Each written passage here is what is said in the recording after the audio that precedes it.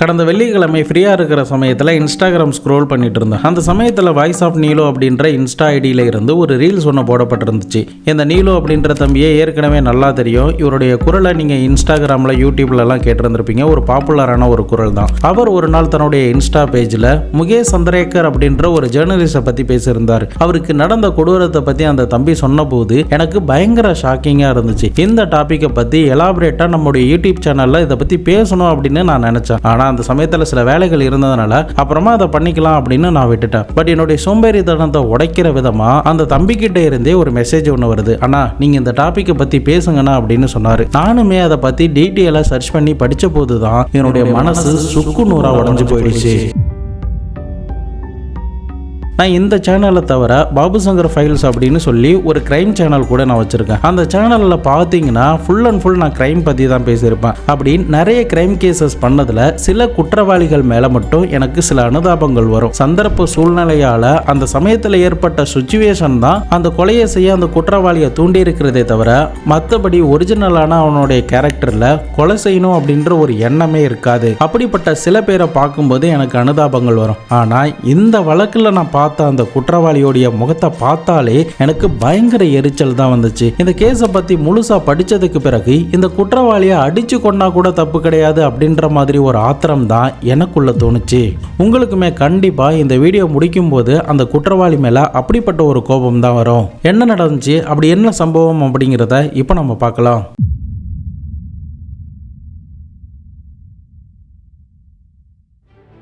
அது சரியா ஜனவரி 1, 2025 சத்தீஸ்கர் மாநிலத்தில் பிஜாப்பூர் அப்படின்ற மாவட்டத்தில் 32 வயதில் இருந்த முகேஷ் சந்திரேக்கர் அப்படின்ற ஒரு ஜேர்னலிஸ்ட் எப்போதும் போல தன்னுடைய அம்மா மற்றும் அண்ணன் கூட வீட்டில் உட்காந்து பேசிக்கிட்டு இருந்திருக்காரு. இவருக்கு சரியா அன்றைய நாள் இரவு 7:30 மணி வாக்கில் ஒரு கால் ஒன்று வருது. அந்த கால் தான் அவருக்கான சாவு மணி அப்படிங்கிறது அன்னைக்கு அவருக்கு தெரியாமலே இருந்திருக்கு. அந்த காலை அட்டன் பண்ணிட்டு கொஞ்ச நேரம் பேசினதுக்கு பிறகு உடனடியாக தன்னுடைய வீட்டில் இருந்து புறப்பட்டு வெளியில போறாரு. சரி, வெளியூர் போனா தன்னுடைய மகன் எப்படியும் சொல்லிட்டு தான் போவான். சரி, இங்கே தான் எங்கேயோ போறான் அப்படின்னு சொல்லிட்டு அந்த அம்மாவும் அண்ணனும் பெருசா அந்த விஷயத்தை கண்டுக்கவே இல்லை. ஆனா நேரம் ஆக ஆக இந்த முகேஷ் வீடு திரும்பவே இல்லை. அந்த ஏரியா நக்சலைட் இருக்கிற ஏரியா அப்படிங்கிறதுனால இந்த அம்மாவுக்கும் அண்ணனுக்குமே பயம் அதிகரிச்சுக்கிட்டே போகுது. கால் பண்ணாலுமே சிக்னல் வேற கிடைக்க மாட்டுது. இதனால என்ன பண்றதுன்னு தெரியாம முகேஷோடைய சக நண்பர்கள், உறவினர்கள் அப்படின்னு சொல்லி நிறைய பேருக்கு கால் பண்ணி பார்த்துருக்காங்க. ஆனா யாருமே முகேஷை பார்க்கலன்னு சொல்றாங்க. கடைசியா முகேஷ்க்கு யார் கால் பண்ணாங்க அப்படிங்கிறது கூட இந்த அண்ணனுக்கும் இந்த அம்மாவுக்கும் தெரியாமலே போகுது. இதனால மறுநாள் வரைக்குமே வெயிட் பண்ணி பார்க்கறாங்க. முகேஷ் அன்றைய நாள் இரவு முழுக்க வீடு வந்து சேரவே இல்லை.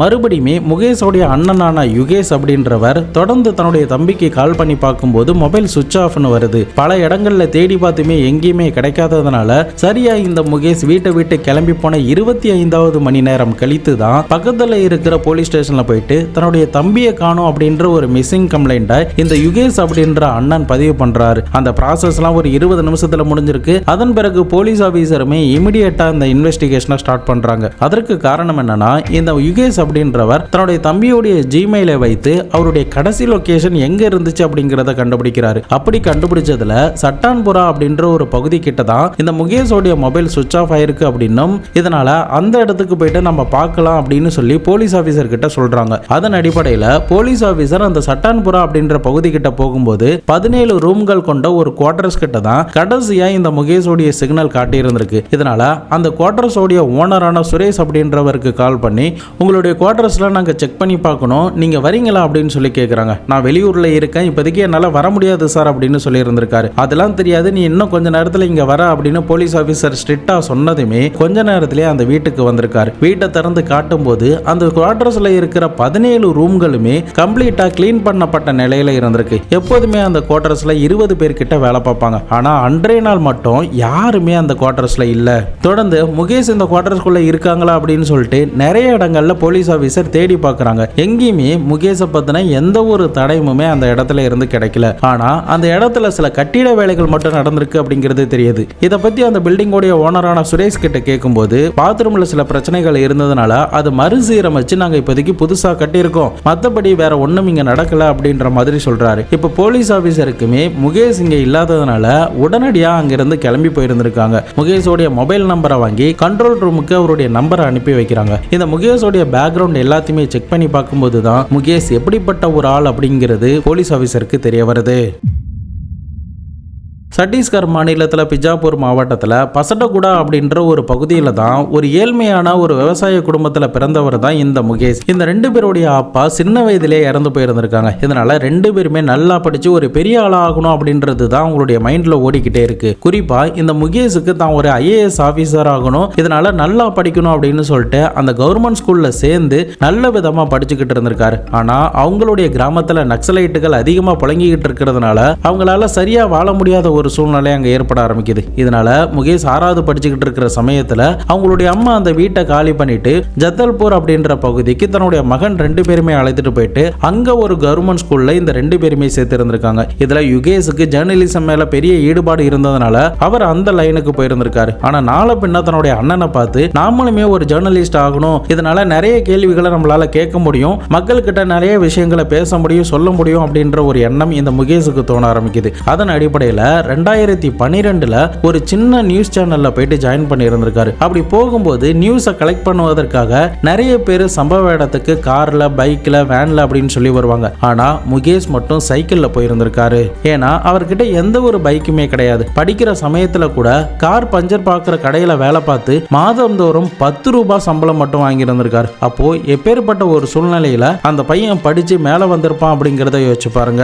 முகேஷை பொறுத்த வரைக்கும் அவர் கொடுக்கிற ரிப்போர்ட்ல உண்மை மட்டும்தான் இருக்கணும் அப்படிங்கிற மாதிரி நினைப்பாரு. அப்படிதான் என்னதான் அவர் சைக்கிள்ல போயிட்டு டீடைல்ஸ்லாம் கலெக்ட் பண்ணிட்டு வந்தாலும் கூட அவருடைய ரிப்போர்ட்ல ஒரு நேர்மை தன்மை இருக்கிறத எல்லாருமே பார்த்திருக்காங்க.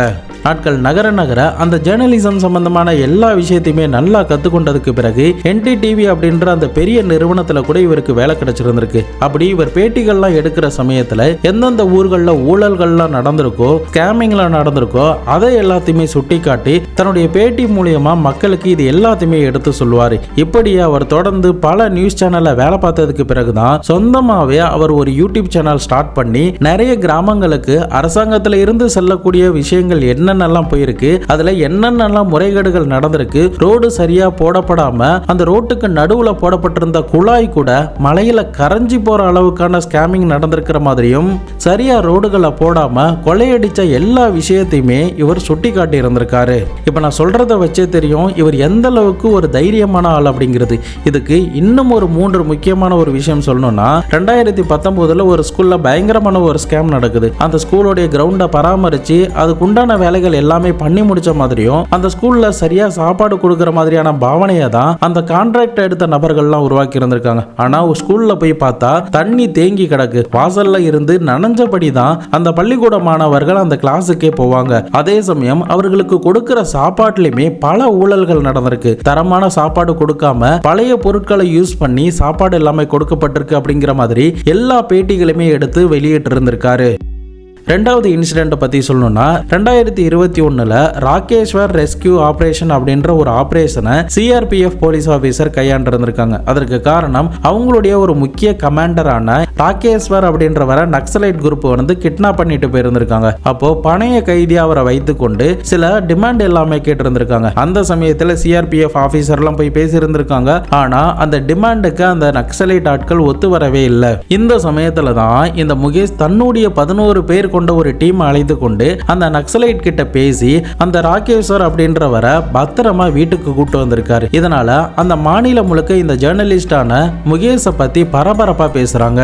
இந்த சம்பவம் முடிந்த கொஞ்ச நாட்களுக்கு பிறகு பிரதான் மந்திரி கரம் சதாக் யோஜனா அப்படின்ற திட்டத்தின் கீழே வேலை பார்க்கிற சப் இன்ஜினியரான அஜய் லகா அப்படின்றவரை நக்சலைட் குரூப் கடத்திட்டு போயிடுறாங்க. அவரை கடத்தி வச்சுட்டு கூட சில டிமாண்ட்லாம் கேட்கும் போது அப்ப கூட போலீஸ் ஆபீசர்லாம் போகாம இந்த முகேஷ் தான் அந்த நக்சலைட் கிட்ட பேசி 6 நாட்களுக்கு பிறகு அந்த அஜய் லேகா அப்படின்றவரை பத்திரமா உயிரோட தன்னுடைய பைக்ல அவர் கூப்பிட்டு வந்திருக்காரு. இந்த காட்சிகளை அந்த மாநிலம் முழுக்க அந்த சமயத்துல பயங்கரமா பாப்புலரா இருந்திருக்கு. இதனால முகேஷோடைய பெருமை எல்லாமே வெளி மாவட்டங்கள் முழுக்க பரவி இருந்திருக்கு. அப்படிப்பட்ட மனதைரியம் கொண்டவர் தான் இந்த ஒரு முகேஷ். இந்த முகேஷை பத்தி மேற்கொண்டு சொல்லணும்னா ஒரு நார்மலான ஜேர்னலிஸ்ட் மாதிரி எல்லாம் கிடையாது. நாட்டு பற்று இவருக்கு பயங்கரமா அதிகம். இதனால எங்க ஊழல் நடந்தாலும் எந்த இடத்துல நடந்தாலும் ஒரு சின்ன படிக்கட்டுல இருந்து ஒரு சின்ன பல்புல நடந்தாலும் கூட அதை சுட்டி காட்டி கேள்விகள்லாம் கேட்பாரு. அப்படிப்பட்ட ஒரு நேர்மையான சராசரியான ஒரு மனிதனுக்கு இருக்கிற கோபத்தை அவர் எப்போதுமே வெளிக்காட்டிக்கிட்டு தான் இருந்திருக்காரு. பட் என்னதான் இந்த முகேஷ் சமரசம் எங்கேயுமே பண்ணிக்கொள்ளாம இந்த ரிப்போர்ட் எல்லாத்தையுமே ஒரு பக்கம் கொடுத்துக்கிட்டு வந்தாலும் மறுபக்கம் அவருக்கான பிரச்சனைகள் அங்கங்க வெடிச்சுக்கிட்டு தான் இருக்கு. இந்த ஊழல்கள்ல ஈடுபட்டவங்களுக்கு இந்த முகேஷை கண்டாலே வெறுப்பாகுது. எங்க தங்களை பெருசா எங்கேயாவது கோத்து விட்டுருவானோ அப்படின்ற ஒரு பயத்தினால இந்த முகேஷை ஏதாவது பண்ணியாகணும் அப்படின்னு சில திட்டங்கள்லாம் அங்கங்கெல்லாம் போடப்பட்டுக்கிட்டு தான் இருந்துச்சு. அப்படி இருக்கிற சமயத்துல தான் ஜனவரி 1ஆம் தேதி 7:30 மணி வாக்குல அவருக்கு கால் வந்ததுக்கு பிறகு அவர் அந்த இடத்துல இருந்து காணாம போயிருந்திருக்காரு. எங்க போனாரு, என்ன ஆனாரு அப்படிங்கிறத போலீஸ் ஆபீசரால அந்த சமயத்துல கண்டுபிடிக்க முடியாமலே போகுது. முகேஷோடைய மொபைல் நம்பரை கண்ட்ரோல் ரூமுக்கு அனுப்பி செக் பண்ணி பார்த்ததுல கடைசியா அவருக்கு கால் பண்ணது ரித்தேஷ் அப்படின்ற ஒருத்தர். இந்த ரித்தேஷை இந்த முகேஷுக்கு நல்லாவே ஏற்கனவே தெரியும். இதனால ரித்தேஷோடைய மொபைல் சிக்னலும் இந்த முகேஷோடைய மொபைல் சிக்னலும் கடைசியா எங்க இருந்துச்சு அப்படின்னு சொல்லி செக் பண்ணி பார்த்ததுல போலீஸ் ஆபீசர் ஏற்கனவே போய் தேடிட்டு வந்தா அந்த குவார்டர்ஸ் கிட்ட தான் காட்டி இருந்திருக்கு. அதே சமயம் அவங்க பேசிக்கிட்ட அந்த கான்வர்சேஷனுடைய ஆடியோவை போலீஸ் ஆபீசர் கேட்டபோது 11ஆம் ரூம்ல பார்ட்டி நடந்த மாதிரியான சில விஷயங்கள் மாதிரி பேசியிருக்காங்க. அங்கதான் இந்த ரித்தேஷ் முகேஷை ஏதோ பேசணும் அப்படிங்கிறதுக்காக கூப்பிட்டு இருந்திருக்கான். இதனால இப்ப ரித்தேஷை கண்டுபிடிச்சிட்டா மற்ற விஷயங்கள்லாம் தெரிய வந்துடும் அப்படின்னு சொல்லிட்டு ரித்தேஷோடைய மொபைலுக்கு கால் பண்ணி பார்க்கும்போது மொபைல் சுவிட்ச் ஆஃப்னு வந்திருக்கு. இதனால சுத்து வட்டாரம் முழுக்க இருக்கிற எல்லா சிசிடிவியுமே போலீஸ் ஆபீசர் செக் பண்ணி பார்க்கும்போது டோல்கேட் கிட்ட இவனுடைய தார் கார் இரவு 8 மணி வாக்குல டிராவல் ஆகி போறது எல்லாமே பதிவாகுது. அதே சமயம் இவன் ராய்ப்பூர்ல இருந்து டெல்லிக்கு ஃபிளைட் டிக்கெட் புக் பண்ணி இருக்கிறான் அப்படிங்கிறதையுமே கண்டுபிடிச்சிடறாங்க. அதன் அடிப்படையில் போலீஸ் ஆபீசர் ராய்ப்பூர் ஏர்போர்ட்டுக்கு போய் பார்க்கும்போது தான் இந்த ரித்தேஷ் ஃபிளைட்டுக்காக காத்துக்கிட்டு இருந்திருக்கான். அந்த இடத்துல போயிட்டு இந்த ரித்தேஷை கைது பண்றாங்க. அது கூடவே இந்த ரித்தேஷ் கூட மகேந்திரா அப்படின்ற ஒருத்தனும் இருந்திருக்கான். அவனையுமே அடுத்த நாள் பஸ் ஸ்டாண்ட்ல கைது பண்றாங்க. இவர்கள் கூட தினேஷ் அப்படின்ற ஒருத்தனும் இருந்திருக்கான். அவனுக்கு உடல்நிலை சரியில்லாததுனால ஹாஸ்பிட்டல்ல ட்ரீட்மெண்ட் எடுத்துட்டு இருந்திருக்கான். அவனையுமே டாக்டரோட பர்மிஷனோட அவனை கைது பண்ணிட்டு வந்து இந்த 3 பேருமே சராசரியா கொஸ்டின்கள் எழுப்பும் போதுதான் அந்த குவார்டர்ஸோடைய ஓனரான 42 வயது இருந்த சுரேஷ் சந்திரேகர் அப்படின்றவர் தான் இந்த முகேஷை இந்த வீட்டுக்கு வர சொன்னாரு அப்படின்ற மாதிரி இந்த 3 பேருமே சொல்லி இருந்திருக்கானுங்க. அடுத்த கட்டமா சுரேஷுக்கு கால் பண்ணி பார்க்கும்போது மொபைல் சுவிட்ச் ஆஃப்னு வந்துச்சு. இதனால சுவிட்ச் ஆஃப் பண்ணுவதற்கு முன்னாடி அவன் யாராருக்கெல்லாம் பேசியிருக்கிறான் அப்படின்ற லிஸ்ட்டை எடுத்து அவர்கள்லாம் தற்போதைக்கு எங்கெங்க இருக்காங்க, யாரார்கிட்ட எல்லாம் பேசுறாங்க அப்படிங்கறதெல்லாம் வேவு பார்த்துக்கிட்டு சரியா ஒரு 300 நம்பர் கிட்ட வேவு பார்த்ததுக்கு பிறகு 200 சிசிடிவி காட்சிகளோட ஜனவரி 6ஆம் தேதி ஹைதராபாத்ல தன்னுடைய டிரைவருடைய வீட்டில் தலைமறைவா இருந்த 42 வயது இருந்த சுரேஷ் சந்திரேகர் அப்படின்றவனை போயிட்டு போலீஸ் ஆபீசர் கைது பண்ணி சத்தீஸ்கர் மாநிலத்துக்கு அழைச்சிட்டு வந்து தங்களுடைய விசாரணையை ஸ்டார்ட் பண்ணி இருந்திருக்காங்க. அப்படி துருவி அவங்க கிட்ட விசாரணை பண்ணும்போது தான் அவன் சொன்ன அந்த ஸ்டேட்மெண்ட் போலீஸ் ஆபீசரே உழுக்குனுச்சுன்னு தான் சொல்லணும். இந்த சுரேஷ் அழைத்து கொண்டு அவனுடைய குவார்டர்ஸ் ஆன சட்டான்புரா அப்படின்ற பகுதிக்கு போயிட்டு, அதாவது குளிக்கிற பாத்ரூம் புதுசா கட்டப்பட்டிருக்குன்னு சொன்னால அதுக்கு பக்கத்திலேயே அன்றைய நாள் கூட புதுசா செப்டிக் டேங்கை உடைச்சிட்டு அதன் மேல பூசி முழுவன மாதிரியான காட்சிகள் எல்லாமே இருந்திருக்கு. அதை பத்தி கேட்டபோது தான் புதுசா பாத்ரூம் கட்டியிருக்கோம், அதனால அதை சுத்தம் பண்ணிட்டு இப்போதைக்கு பூசி இருக்கோம் அப்படின்ற மாதிரி ஆரம்பத்துல சமாளிச்சிருந்திருக்கான். அந்த இடத்துல உடைச்சு பாருங்க, அதுக்குள்ளதான் இந்த முகேஷ் இருக்கான் அப்படின்னு சொல்லும் போதுதான் போலீஸ் ஆபீசருக்கு பயங்கர ஷாக். இதனால ரெஸ்கியூ டீம்லாம் வர வைத்து அந்த செப்டிக் டேங்கை உடைச்சி உள்ள இருக்கிற முகேஷை பார்க்கும்போது தான் முகம் எல்லாம் கண்ணு எல்லாம் வீங்கி ஒரு கொடூரமான காயத்தோட உடம்பு விரைச்ச நிலையில அந்த செப்டிக் டேங்க்ல இருந்து சடலமா மீட்டெடுக்கப்படுறாரு. முகேஷோடைய சடலத்தை மீட்டெடுக்கிறத சில பேர் வீடியோலாம் எடுத்திருந்திருக்காங்க. அந்த வீடியோவை என்னால் இங்கே பதிவு பண்ண முடியாது. உங்களுக்கு பார்க்க மனதைரியமும் விருப்பமும் இருந்தால் டெலிகிராம் சேனலை போய் பாருங்க. அதுக்கு உண்டான லிங்கை நான் டிஸ்கிரிப்ஷனில் கொடுக்குறேன். அந்த கிரைம் சீன் போட்டோஸை நீங்க பார்த்திருந்தாலே தெரியும் அவருக்கு எந்த அளவுக்கு ஒரு சித்திரவதை நடந்திருக்கும் அப்படிங்கிறது.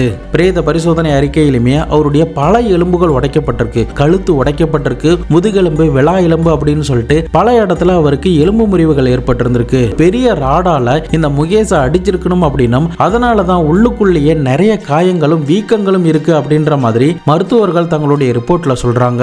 அந்த ரிப்போர்ட்டை படிச்சு பார்த்தாலே அந்த முகேஷுக்கு எந்த அளவுக்கு வலி இருக்கும் அப்படிங்கிறத நம்ம நினைச்சு கூட பார்க்க முடியாது. அப்படிப்பட்ட ஒரு கொடூரத்தை தான் இவனுங்க கொடுத்திருந்திருக்கானுங்க. சம்பவம் நடந்த நாளான ஜனவரி 1ஆம் தேதி 7:30 மணி வாக்கில் இந்த ரித்தேஷ் கால் பண்ணி இருந்திருக்கான். ஏற்கனவே இவனுங்க முகேஷை கொலை பண்ணணும் அப்படின்னு சொல்லி திட்டம் தீட்டி இருந்திருக்கானுங்க. அதன் அடிப்படையில் முகேஷ் அந்த வீட்டுக்கு வந்ததுக்கு பிறகு அவர்களுக்குள்ள பயங்கரமான ஒரு ஆர்கியூமெண்ட் எழுந்திருந்திருக்கு. அப்போ முகேஷை கட்டி வைத்து ஒரு பெரிய இரும்பு ராடால அடிச்சு சித்திரவதை பண்ணி கொலை பண்ணி பக்கத்துல இருக்கிற செப்டிக் டேங்கை உடைச்சி அதுக்குள்ள போட்டு அந்த செப்டிக் டேங்கை பூசி மொழிவி இருந்திருக்கானுங்க. ஏற்கனவே 4 நாட்களுக்கு முன்னாடியே இந்த சுரேஷ் சந்திரேகர் இந்த முகேஷை கொலை பண்ணணும் அப்படின்னு சொல்லி பயங்கரமா ஒரு திட்டத்தை தீட்டி தான் இருந்திருக்கான். பட் அதுக்கான காரணம் என்ன அப்படின்னு சொல்லி போலீஸ் ஆபீசர் விசாரிக்கும் போது தான் ஒரு பயங்கர ஷாக்கிங்கான ஒரு டீட்டெயிலே கிடைக்குது. இந்த இறந்து போன முகேஷும் சுரேஷ் சந்திரேக்கரும் நெருங்கின சொந்தக்காரங்க தான். அப்படி நெருங்கின சொந்தக்காரர் எதனால முகேஷை கொலை பண்ணா அப்படின்னு தானே நினைக்கிறீங்க? அதுக்கான காரணத்தை ஒன் பை ஒன்னா இப்ப நான் சொல்றேன். குற்றவாளியான சுரேஷ் சந்திரேக்கர் அப்படின்றவருக்கு 42 வயது ஆகுது. ஆரம்பத்தில் இவர் ஒரு ஏழ்மையான சூழ்நிலையில தான் இருந்திருக்காரு. கோடிக்கணக்கான அளவுக்கான சொத்துக்கள்லாம் குமிஞ்சிருந்திருக்கு. அது எப்படின்னு தானே கேட்குறீங்க? இந்த சுரேஷ் ஒரு ரோடு கான்ட்ராக்டர். இந்த ரோடு கான்ட்ராக்டின் போடுற அடிப்படையில் நிறைய சின்ன சின்ன ரோடுகளை ஆரம்பத்தில் கான்ட்ராக்ட் எடுத்திருந்திருக்கான். ஆனா அந்த ரோடுகள் எதையுமே சரியா போடாம அதுல பாதி பணத்தை இந்த சுரேஷ் கொள்ளையடிச்சு இருந்திருக்கான். இப்படிதான் பிஜாப்பூருக்கு செல்லக்கூடிய ஒரு ரோடு 120 கோடி கான்ட்ராக்ட் இந்த சுரேஷ் கிட்ட தான் விடப்பட்டிருந்திருக்கு. ஆனா அந்த ரோடு எதையுமே சரியா போடாம பயங்கர டேமேஜோட இருந்திருக்கு. இதை எல்லாத்தையுமே முகேஷ் தன்னுடைய வீடியோ மூலமா எடுத்து சுட்டி காட்டி இருந்திருக்காரு. அந்த ரோடு போட்ட கொஞ்ச நாட்கள்லயே பல இடங்கள்ல பள்ளங்கள் விழுந்திருக்கு. அந்த ரோட கையால பேத்தா கூட வந்துடும். அந்த அளவுக்கு ஒரு புவர் குவாலிட்டியில தான் அந்த ரோட்டையே இந்த சுரேஷ் போட்டிருந்திருக்கான். சரியான எக்யூப்மெண்ட்லாம் பயன்படுத்தாம அதுல நிறைய கரப்ஷன் ஊழல்லாம் பண்ணி ஏதோ இந்த ரோட்டை போட்டா போதும் அப்படின்னு சொல்லிட்டு கோடி கணக்கில் பணத்தை இந்த சுரேஷ் ஊழல் பண்ணிட்டான் அப்படின்னு சொல்லிட்டு இந்த முகேஷ் தன்னுடைய வீடியோ மூலமா எடுத்து பப்ளிக்ல வெளியிட்டு இருந்திருக்காரு. இது கூடவே இந்த சுரேஷுக்கு 2021 திருமணம் ஆயிருந்திருக்கு. அந்த திருமணத்துல டான்ஸ், பாட்டு கச்சேரி அப்படின்னு சொல்லிட்டு கிட்டத்தட்ட 20 கோடி ரூபாய் கிட்ட செலவு பண்ணி அந்த மேரேஜ பண்ணதாவும் அந்த மணப்பெண்ணை ஹெலிகாப்டர்ல கூட இந்த சுரேஷ் கூப்பிட்டு வந்தான் அப்படின்ற மாதிரி அதையுமே சேர்த்து ஒரு ரிப்போர்ட்டா பண்ணி இருந்திருக்காரு. இதனால விஜிலியன்ஸ் ஆபீசருக்கு இந்த சுரேஷ் எடுத்த அந்த கான்ட்ராக்டின் மேல சந்தேகம் வந்து அரசாங்கத்தின் சார்பா அந்த ரோடுகள் எல்லாத்துமே செக் பண்ணப்பட்டு வழக்கு விசாரணைக்காக இந்த சுரேஷ கூப்பிட்டு இருந்திருக்காங்க. இந்த வழக்கு விசாரணை நடந்துகிட்டு இருக்கிற சமயத்துல தான் இந்த முகேஷ் மேல பயங்கரமான ஒரு ஆத்திரம் இந்த சுரேஷுக்கு ஏற்பட ஆரம்பிக்குது. இதனால அவனை கொன்னா மட்டும்தான் என்னுடைய ஆத்திரம் தீரும் அப்படின்னு சொல்லிட்டு வீட்டுக்கு வர வச்சு அடிச்சு சித்திரவதை பண்ணி அந்த செப்டிக் டேங்க்குள்ள போட்டு பூசிய அப்படியே மூழ்கி இருந்திருக்கானுங்க. இந்த முகேஷுக்கு உங்களுக்கும் எனக்கும் எந்த மாதிரி சராசரியா ஒரு கோபம் இருக்குமோ அதே கோபம் தான் அவருக்கு இருந்திருக்கு. அது என்ன, கொஞ்சம் எக்ஸ்ட்ராவே அவருக்கு துணிச்சல் இருந்திருக்கு. அதனால நிறைய விஷயத்த நேரடியா போயிட்டு அரசாங்கத்துடைய பணம் இது எல்லாமே மக்களுக்கு சரியா போய் சேரல அப்படிங்கிறத துணிச்சலோட அவர் சொல்லி இருந்திருக்காரு. ஆனா திருடுற அந்த பண முதலாளிகள் பெருச்சாளிகளால அதை தாங்கிக்க முடியாம இந்த முகேஷை இந்த அளவுக்கு கொடூரமான முறையில கொலை பண்ணி இருந்திருக்காங்க. என்ன பொறுத்த வரைக்கும் இந்த குற்றவாளிகளை மன்னிக்கவே கூடாது. முகேஷுக்கு எப்படிப்பட்ட ஒரு கொடூரம் நடந்துச்சோ அதே மாதிரியான ஒரு கொடூரம் கண்டிப்பா அவங்களுக்கு நடக்கணும். தற்போதைக்கு இந்த 4 பேருமே கைது செய்யப்பட்டிருந்திருக்காங்க. நிறைய ஊடகங்கள்ல இதை பத்தி யாருமே பேசவே இல்லை. ஏன் நிறைய யூடியூப் சேனல்ல கூட இதை யாருமே பேசவே இல்லை. தமிழகத்திலுமே விழுப்புரத்துல அந்த சிறுமி செப்டிக் டேங்க்ல விழுந்து இறந்து போயிட்டா அப்படின்ற செய்தியை தான் பரபரப்பா பேசிக்கிட்டு இருந்ததுனால இந்த முகேஷுக்கு நடந்த கொடூரத்தை பத்தி எந்த ஒரு மீடியாவுமே பேசல. இப்ப முகேஷுக்கு நடக்கிற மாதிரியான விஷயங்களால தான் உண்மையிலேயே நம்முடைய ஊர்களில் நம்முடைய தெருவில் ஏதாவது ஒரு பிரச்சனைனா எதிர்த்து கேள்வி கேட்கறதுக்கு கூட எல்லாருக்குமே ஒரு பயம் வருது. இதை எல்லாத்தையுமே தீக்கிற மாதிரி ஒரே ஒரு சொல்யூஷன் சொல்லு அப்படின்னு கேட்டீங்கன்னா எல்லாருமே ஒன்னா நின்று அந்த கேள்வியை கேட்டா மட்டும்தான். தப்பு செஞ்சா கண்டிப்பா மக்கள் கேள்வி கேட்பாங்க அப்படின்ற ஒரு பயம் கண்டிப்பா எல்லாருக்குமே இலும். அதனால கண்டிப்பா எந்த இடத்துலயுமே ஊழல் நடக்காத ஒரு நல்ல விஷயத்தை நம்மளால பார்க்க முடியும். பட் இதை பத்தி பேச சொன்ன நீலு அப்படின்ற அந்த தம்பிக்கு ரொம்ப நன்றி. நீங்க இந்த முகேஷோடைய சம்பவத்தை பத்தி என்ன நினைக்கிறீங்க அப்படிங்கறத மறக்காம கமெண்ட் பாக்ஸ்ல சொல்லுங்க. முடிஞ்சா உங்களுடைய நண்பர்களுக்கு குடும்பத்தார்களுக்கெல்லாம் இந்த முகேஷுக்கு நடந்த விஷயத்தை பத்தி அவர்கள்கிட்டயுமே ஷேர் பண்ணுங்க. நாளை பின்ன யாருக்குமே இப்படி ஒரு கொடூரம் நடக்கவே கூடாது. இந்த கேஸுக்கு உண்டான ரியல் கிரைம் சீன் ஃபோட்டோஸை நம்முடைய டெலிகிராம் சேனலில் அப்லோட் பண்ணுறேன். விருப்பம் இருக்கிறவங்க, தைரியம் இருக்கிறவங்க மட்டும் போய் பாருங்கள். ஏன்னா ரொம்பவே கொடூரமாக தான் அது இருக்குது. ப்ரெக்னெண்ட்டாக யாராவது இருந்தீங்கன்னா, மெல்லிய மனம் படிச்சிருந்தீங்கன்னா கண்டிப்பாக யாருமே பார்த்துடாதீங்க. ஒரு கொடூரமான ஒரு கிரைம் சீன் அது. வேற ஒரு சம்பவத்தோட வேற ஒரு வீடியோவில் உங்களை வந்து பார்க்குறேன். அது வரைக்கும் உங்களிடமிருந்து விடைபெறுவது உங்கள் பாபு.